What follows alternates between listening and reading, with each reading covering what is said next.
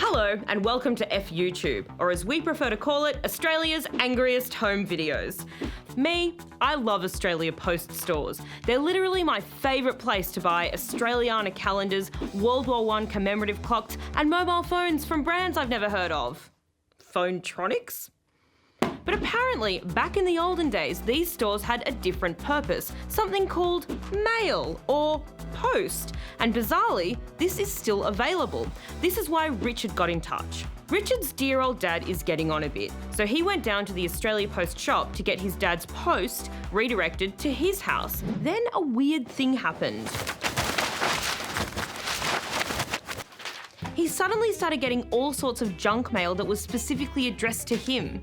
It turns out that buried in the fine print of Australia Post's application to redirect mail, there's this. We may provide information from Australia Post and other organisations via mail on products and services. And suddenly Richard's dad was getting personalised mail from Domino's Pizza. Why, it's a letter from Mr. Domino's, and he knows my name. And here's why he wants to know your name. Domino's Pizza has a long-standing relationship with Australia Post, so it makes sense to leverage the tried and trusted mail communication channel to target customers in different franchise territories. And let's be clear, Richard didn't accidentally check some "I agree to be sent a pile of ads" checkbox. Richard looked back at the form and found there was no way he could have opted out. Where this takes place, you will be provided with the choice to opt out from receiving such information in future. You can't opt out until later. On the junk mail itself, Richard found a 1300 number to call to stop sending you this garbage, which is not only annoying and time-consuming, but can be expensive, especially from mobile phones. Now, obviously, we reckon you should be able to get your mail redirected without being forced to opt into getting junk mail. But also, some of us remember back to 1988 when a little thing called the Australian Privacy Act came out. Wow! There are just some books that stay with you, you know? Now, from that act, we get The Australian Privacy Principles. which covers direct marketing like Australia Post are doing here. An organisation can only use your personal details for direct marketing if you would reasonably expect the organisation to do that.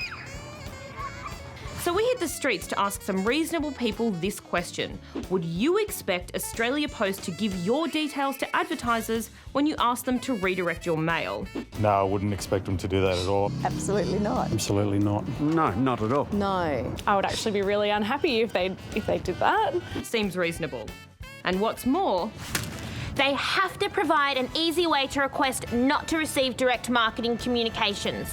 now a spokesperson from Australia Post said, Customers can elect to opt out from receiving future direct marketing through the confirmation letter provided to them after their mail redirection application has been received and processed by Australia Post. basically, once you fill in the mail redirect form, they send you another form back, and on the third page of that form is a box you have to tick declaring you do not wish to receive product and service information via mail. Then you send the form back to them again, and if you don't, they can provide your old and new address to other organisations. Simple. The spokesperson also said you can opt out, In person at one of our post offices or by calling our customer contact centre. but all that wouldn't have to happen if they just had a box on the original form, preferably one you had to tick to opt in to getting your junk mail if for some reason you wanted to sign up for some. Wish I had opted in. I miss Mr. Domino's correspondence. So, Australia Post, I reckon you should just go back to selling Andre Rieu CDs, jumbo packs of highlighters, and file-up collectible coins. You know, the kind of junk we expect you to sell. Would you expect Australia Post to give your details to advertisers when you ask them to redirect your mail? No. Why not? Because they might come to your house. Privacy. Our final FU tonight comes from Dave to Omo. Dave was doing his washing one day when he noticed this claim on their packaging. It claims it can get rid of 99 tough stains. So Dave sent a letter. Dear Omo, what are the tough stains? And little did Dave know, this was the beginning of an obsession. 99 tough stains. I'm concerned I haven't slept for 6 months. I need to know what the tough stains are.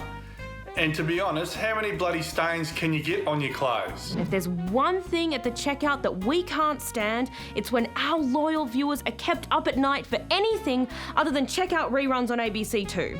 So we asked Omo to provide us with the full list of the 99 tough stains. And then, to our surprise, the attached document lists each of the 99 stains that were assessed. You have to hand it to them. They sent us a document with 4 separate lists of the 99 tough stains each of their ultimate products can tackle. I mean, there were a few weird bits. For one thing, cheese spread was listed twice, and they counted tomato sauce stain and tomato ketchup stain as 2 separate types of stain. Apparently, it's effective against Frutari mango and Frutari strawberry, but there's no word on its effectiveness against Frutari coconut or banana. And then there were the differences between the lists. Omo Ultimate has proven effectiveness against chocolate syrup and fountain pen ink, but only in its powder form. Likewise, liquid is the only way to combat those pesky annatto oil or plum stains.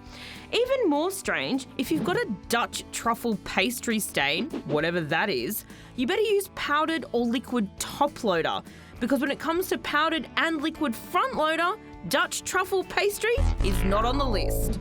And there were plenty of tough stains that weren't even tested on this weird list, like Oil-based paint, that's a tough stain. not on the list. Neither was mud or dirt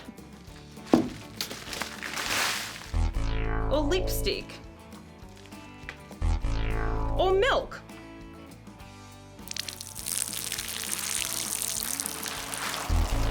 And neither indeed was poo, wee or vomit. Don't you dare.